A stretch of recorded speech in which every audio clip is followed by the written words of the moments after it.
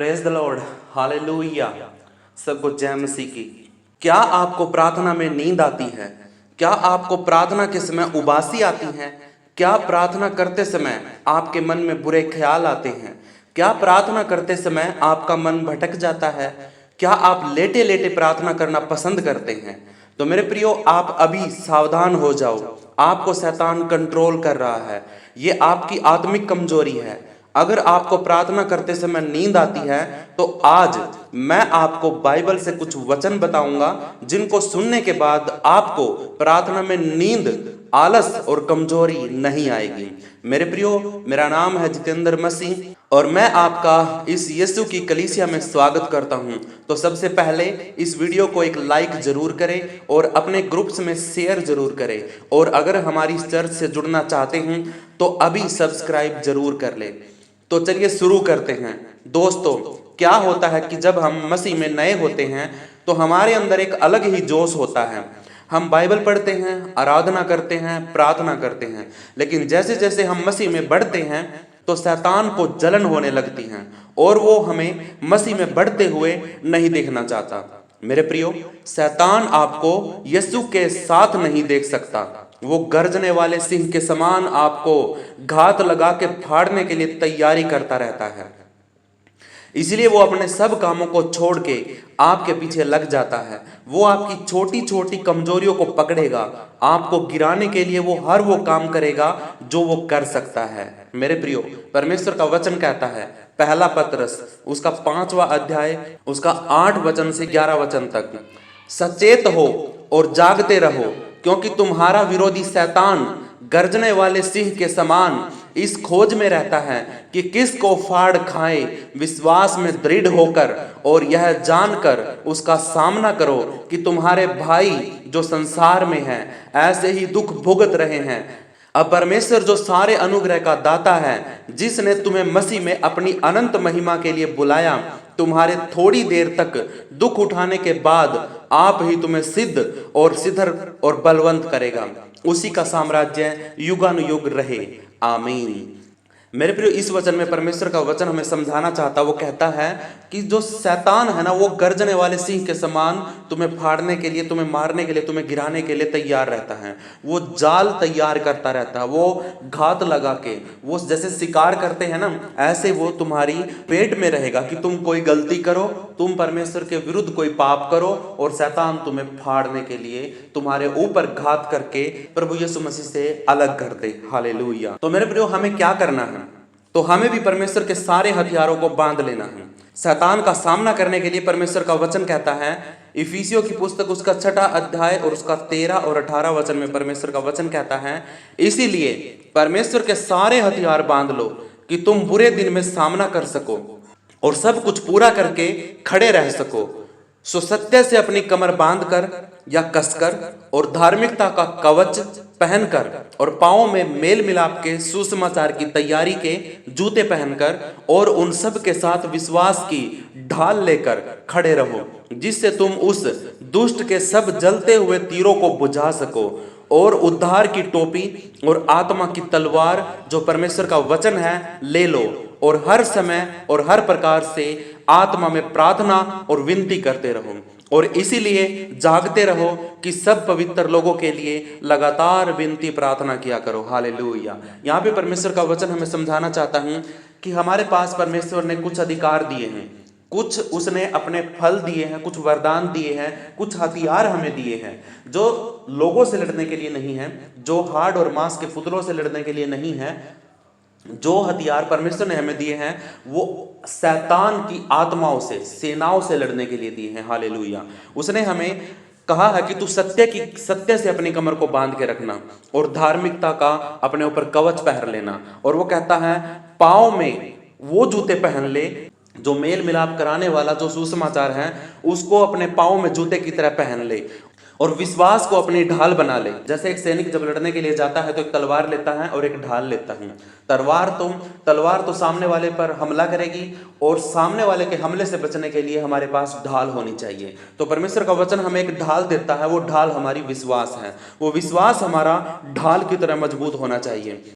उसने कहा कि तुम्हारे सर के ऊपर एक उद्धार की टोपी होनी चाहिए उद्धार तुम्हारे सर पे होना चाहिए, पवित्र आत्मा की तलवार होना चाहिए। परमेश्वर का वचन कहता है कि मैं अपने आप से, अपने बल से, अपने शरीर से कुछ भी नहीं कर सकता, लेकिन आत्मा के द्वारा मैं बड़े बड़े पहाड़ों को हटा सकता हूं, बड़ी बड़ी समुद्र की लहरों को थमा सकता हूं। हालेलुया। सिर्फ और सिर्फ किसके द्वारा? आत्मा के द्वारा, परमेश्वर की पवित्र आत्मा के द्वारा। वो कहता कि आत्मा की तलवार अपने पास ले ले, और ये आत्मा की तलवार मेरे प्रियो परमेश्वर का वचन है। हालेलुया। वो अपने पास ले लेना है और हर समय हर प्रकार से तैयार रहना है आत्मा में प्रार्थना करने के लिए। हालेलुया। आत्मा में हमेशा तैयार रहना, परमेश्वर से प्रार्थना करनी, विनती करनी है अपने अगुओं के लिए, अपने परिवार के लोगों के लिए, अपने पड़ोसियों के लिए, अपने सब शत्रुओं को माफ करके आपने सब के लिए प्रार्थना करनी है और विनती करनी है। हालेलुया। जो पवित्र लोग आपके आसपास होते हैं उन सब के लिए आपने प्रार्थना करनी है। हालेलुया। अब सवाल उठता है कि शैतान आपको किस कमी से पकड़ सकता है? आपकी कमियां क्या है? सबसे पहला कारण है हम परमेश्वर के साथ संगति बहुत कम करते हैं। हालेलुया। हम परमेश्वर के साथ मेल मिलाप, उससे बातें हम बहुत कम करते हैं। हम मसीह में आने के बाद भी अपना सबसे ज़्यादा समय दूसरे कामों में बिताते हैं, टीवी देखने में, रील्स देखने में, मूवीज़ देखने में, लोगों के साथ बत्ते मारने में। हालेलुया। हम अपने कामों में और अपने बिना मतलब की बातों में हम फंसे रहते हैं। हालेलुया। बेशक हम मसीह में हो, लेकिन फिर भी हम इन चीज़ों में फंसे रहते हैं। और ये काम किस चीज़ का है? ये काम किसका है? शैतान का। हालेलुया। वो आपको बिजी करके रखना चाहता है ताकि आप परमेश्वर के वचन में ना बढ़ सको। हालेलुया। वो कहता हम मसीह में आने के बाद भी अपना सबसे ज़्यादा समय दूसरे कामों में बिताते हैं और परमेश्वर को तो सिर्फ सुबह या शाम को ही याद करते हैं। हालेलुया। परमेश्वर को तो हमने टाइम में बांध दिया है कि हाँ परमेश्वर मैं शाम को आऊँगा, और शाम को भी अगर टाइम मिला, अगर नींद नहीं आई तो मैं आपसे प्रार्थना करूँगा, वरना नहीं करूँगा, सो जाऊँगा। हालेलुया। ऐसे लोगों की सोच हो गई है, ऐसे लोगों के विचार हैं। इसी कमियों के कारण शैतान उनको गिरा देता है और वो परमेश्वर से अलग हो जाते हैं। हालेलुया। मेरे प्रियो, परमेश्वर का वचन कहता है क्योंकि हमारा यह मल्ल युद्ध लहू और मांस से नहीं परंतु प्रधानों से है और अधिकारियों से है और इस संसार के अंधकार के हाकिमों से है और उस दुष्टता की आत्मिक सेना से है जो आकाश में है। हालेलुया। देखो मेरे प्रियो, हम एक युद्ध में हैं। जैसे ही हमने यीशु मसीह पर विश्वास किया और अपना जीवन उसको सौंप दिया तो हम यीशु मसीह की सेना में भर्ती हो गए हैं। हालेलुया। हम एक युद्ध में उतर चुके हैं, जो युद्ध किसी इंसान के साथ नहीं है, किसी जानवर के साथ नहीं है, सिर्फ और सिर्फ वो युद्ध परमेश्वर का और शैतान का है, सत्य का और झूठ का है, बुराई का और अच्छाई का है। हालेलुया। वो जो युद्ध है हमारा, वो हमारा शैतान के प्रधानों से है, हाकिमों से है, उसकी ताकतों से है, संसार के अंदर जो अंधकार है और दुष्टता है उस आत्मिक सेना से है। हमारी लड़ाई आत्मिक है। एक बात और बताता हूं, आपको थोड़ी चुभ सकती है। वो बात यह है, जब हम मसीह के साथ चलने का मन बना लेते हैं तो हम एक युद्ध में शामिल हो जाते हैं। हालेलुया। अगर आप संसार में हो तो आप एक हारे हुए योद्धा के साथ हो। अगर आप यीशु मसीह के पास आ जाते हो तो आप जीते हुए योद्धा के साथ आ जाते हो, क्योंकि यीशु मसीह ने क्रूस के ऊपर शैतान को हरा दिया है। हालेलुया। हरा दिया है, उसको मारा नहीं है, उसको खत्म नहीं किया है, उसको जड़ से खत्म नहीं किया है, उसको सिर्फ हराया है, उसको नंगा किया है। आगे वचनों में मैं आपको बताऊंगा। हालेलुया। तो मेरे साथ जुड़े रहना, परमेश्वर आपको बहुत कुछ सिखाने वाला है। हालेलुया। परमेश्वर का वचन कहता है कि हम जैसे ही मसीह के साथ जुड़ जाते हैं तो हम एक युद्ध में उतर जाते हैं। ये युद्ध सत्य और झूठ का जो पिता है शैतान, उसके साथ होता है। इसीलिए हमें इस युद्ध के योद्धा से, जो हमारा प्रभु यीशु मसीह है, उससे संगति करनी है, अपनी हर बात को यीशु को बताना है। वैसे तो सारा युद्ध यीशु ने जीत लिया है, लेकिन कुछ समय तक शैतान को छोड़ रखा है, उसको समय दिया है एक आखिरी दाव के लिए, और हम सब उस आखिरी दाव के सहभागी हैं। हालेलुया। जब अंत में परमेश्वर शैतान को बिल्कुल खत्म कर देगा, उसके राज्य को खत्म कर देगा, उसको अथाह कुंड के अंदर डाल देगा, जब उसका जोर नहीं रहेगा, मेरे प्रियो, हम उस घटना को अपनी आंखों से देखेंगे। हालेलुया। ये परमेश्वर का वचन है। हम उसकी सेना में जुड़े हैं तो हम परमेश्वर के सैनिक हैं, बेटा बेटी हैं, राजकुमार हैं। हालेलुया। तो हमें परमेश्वर के साथ खड़े रहना है।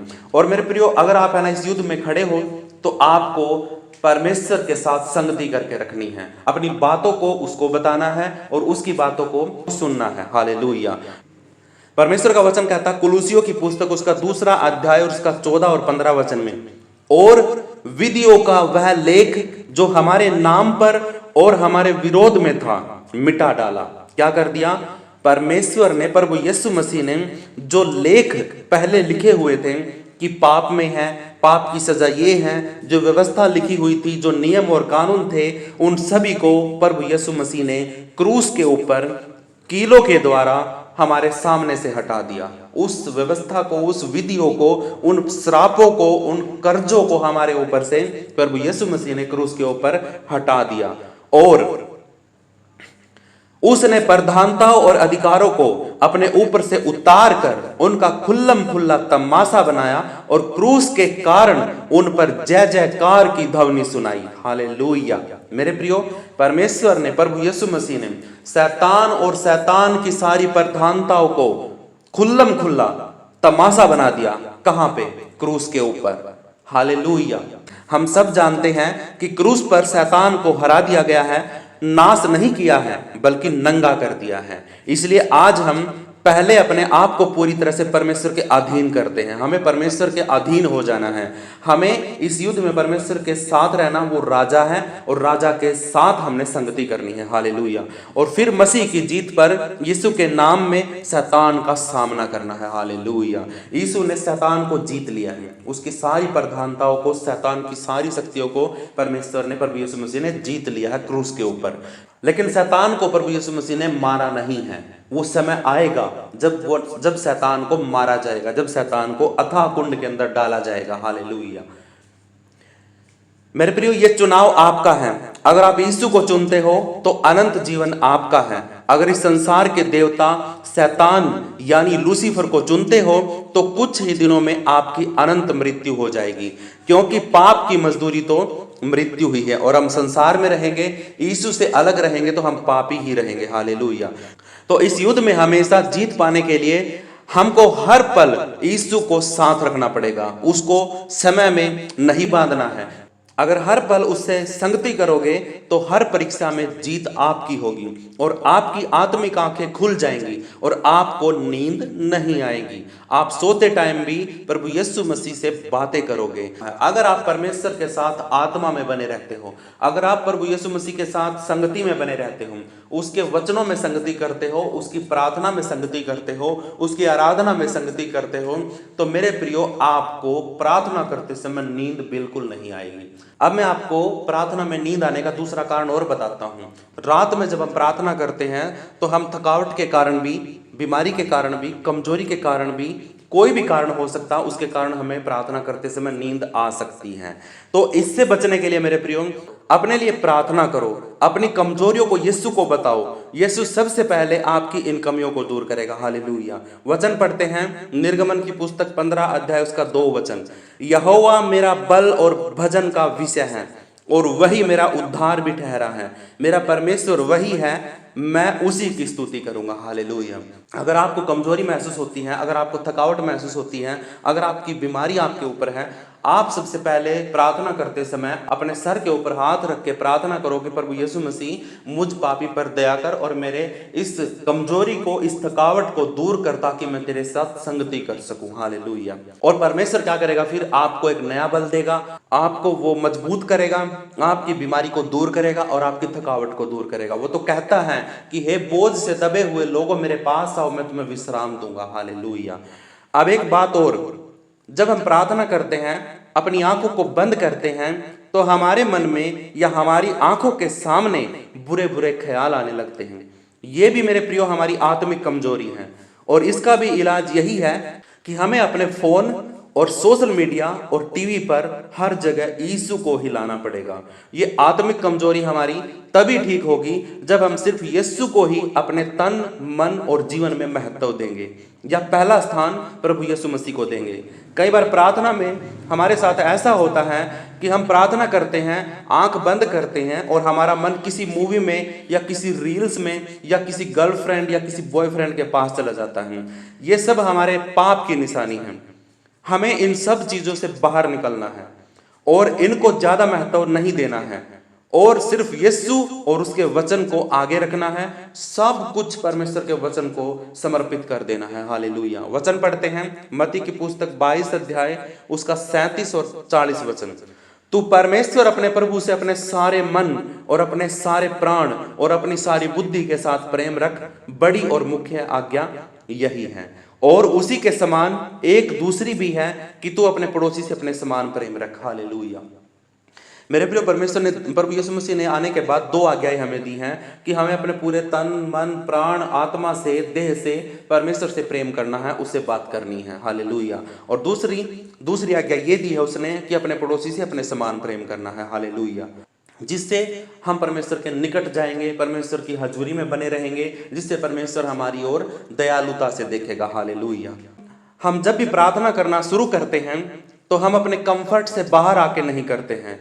देखो क्या होता है कि हम सोफे पे आराम से बैठते हैं, बेड पे आराम से लेटते हैं, टीवी चल रहा है, एसी चल रहा है, बच्चे खेल रहे हैं, आसपास में आवाजें आ रही हैं और आप प्रार्थना कर रहे हैं। तो इसका मतलब है कि आप सिर्फ फॉर्मेलिटी पूरी कर रहे हैं, अपने आप को और अपने परमेश्वर को धोखा दे रहे हैं।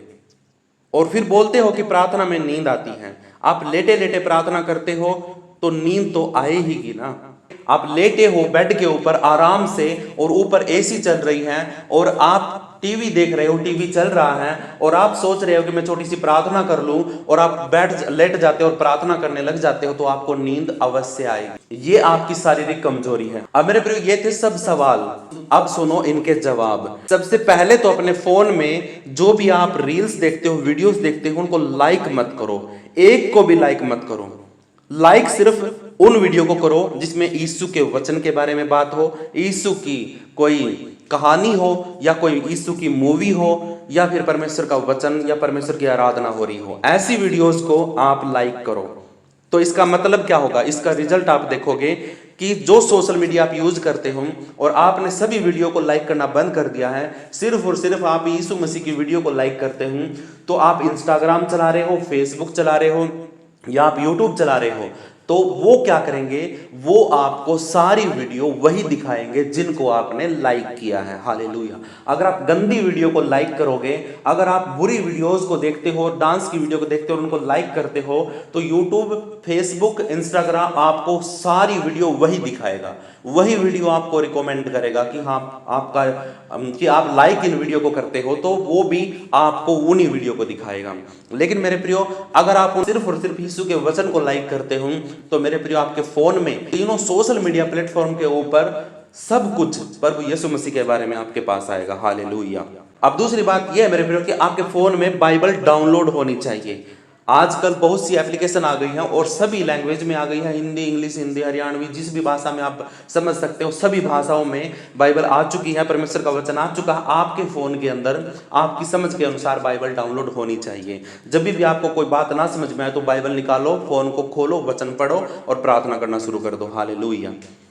अगर आपको लगता है कि शैतान आपको यूज कर रहा है तो आप कुछ दिन के लिए मूवीज को देखना बंद कर दो, टीवी सीरियल्स को देखना बंद कर दो और सिर्फ यीशु की मूवी, यीशु की कहानी, परमेश्वर की कहानियां और छोटी छोटी बहुत से परमेश्वर के वचनों से रिलेटेड कहानियां बनी हुई है यूट्यूब के अंदर, आप उनको देखना शुरू कर दो। हालेलुया। और मेरे प्रियो, एक बात और बताता हूं, जब भी प्रार्थना करो तो एक अलग कमरे में जाओ, दरवाजा बंद करो, फोन को स्विच ऑफ करो, घुटनों पे आओ, आंखों को बंद करो, अपने हाथों को उठा के परमेश्वर का धन्यवाद करो कम से कम 10 या 20 बार। उसके बाद अपनी बातों को यीशु को बताना शुरू करो और सबसे पहले अपने लिए अपने सर पे हाथ रख के प्रार्थना करो। उसके बाद अपने परिवार और अपने काम और जो भी आपके विषय हैं आप प्रार्थना कर सकते हो। हालेलुया। ये परमेश्वर का वचन है, आपको परमेश्वर सिखाता कि आपने प्रार्थना कैसे करनी है। हालेलुया। मैं कुछ वचनों को पढ़ता हूं, आप सब इन वचनों को अपनी जिंदगी में लागू करना और पढ़ना। मत्ती की पुस्तक उसका 6 अध्याय और उसका 5 वचन में परमेश्वर का वचन कहता है, और जब तू प्रार्थना करे तो कपटियों के समान न हो, क्योंकि लोगों को दिखाने के लिए आराधनालयों में और सड़कों के चौराहों पर खड़े होकर प्रार्थना करना उनको अच्छा लगता है। मैं तुमसे सच कहता हूं कि वे अपना प्रतिफल पा चुके हैं। मत्ती की पुस्तक 6 अध्याय उसका 6 वचन में परमेश्वर कहता है, परंतु जब तू प्रार्थना करे तो अपनी कोठरी में जा और द्वार बंद करके अपने पिता से जो गुप्त में है प्रार्थना कर, और तब तेरा पिता जो गुप्त में देखता है तुझे प्रतिफल देगा। प्रार्थना करते समय अन्य जातियों के समान बकबक ना करो, क्योंकि वे समझते हैं कि उनके बार बार बोलने से उनकी सुनी जाएगी। इसलिए तुम आपस में एक दूसरे के सामने अपने अपने पापों को मान लो और एक दूसरे के लिए प्रार्थना करो, जिससे चंगे हो जाओ। धर्मी जन की प्रार्थना के प्रभाव से बहुत कुछ हो सकता है। किसी भी बात की चिंता मत करो, परंतु हर एक बात में तुम्हारे निवेदन, प्रार्थना और विनती के द्वारा धन्यवाद के साथ परमेश्वर के सम्मुख उपस्थित किए जाएं। हालेलुया। इसलिए मैं तुमसे कहता हूं कि जो कुछ तुम प्रार्थना करके मांगो तो विश्वास कर लो कि तुम्हें मिल गया और तुम्हारे लिए हो जाएगा। जागते और प्रार्थना करते रहो कि तुम परीक्षा में ना पड़ो। आत्मा तो तैयार है पर शरीर दुर्बल है। हालेलुया। यह प्रार्थना करने का तरीका है। मेरे प्रियो, मैं आज आपको इस वीडियो के द्वारा एक बात समझाना चाहता हूं कि जब भी आप प्रार्थना करो, परमेश्वर की हजूरी में आके करो, आत्मिकता से प्रार्थना करो, आराधना करो तो आत्मा में प्रार्थना करो, आराधना करो। हालेलुया। ये परमेश्वर की सामर्थ है जो आप जीवित हो, और ये परमेश्वर की दया है कि आपको परमेश्वर ने संसार से चुन लिया है। अगर आप अभी भी संसार की बातों में खोए रहोगे और संसार की अभिलाषाओं में फंसे रहोगे और परमेश्वर से आप संगति नहीं करोगे, तो मेरे प्रियो, शैतान इतना चालाक है कि वो आपको परमेश्वर के हाथों के नीचे से निकाल के ले जाएगा। हालेलुया। अगर आप परमेश्वर से संगति नहीं करते हो तो परमेश्वर भी आपको बचा नहीं पाएगा। हालेलुया। क्योंकि परमेश्वर आपको तभी बचा पाएगा जब आपका मन बदलेगा। आप खुद अपनी मर्जी से जब परमेश्वर के पास आओगे तो परमेश्वर आपको छुड़ाएगा। हालेलुया। तो आज के वचन के द्वारा परमेश्वर आप सबको आशीष दे, और प्लीज इस वीडियो को लाइक और शेयर जरूर करना। परमेश्वर आप सबको आशीष दे। सबको जय मसीह की।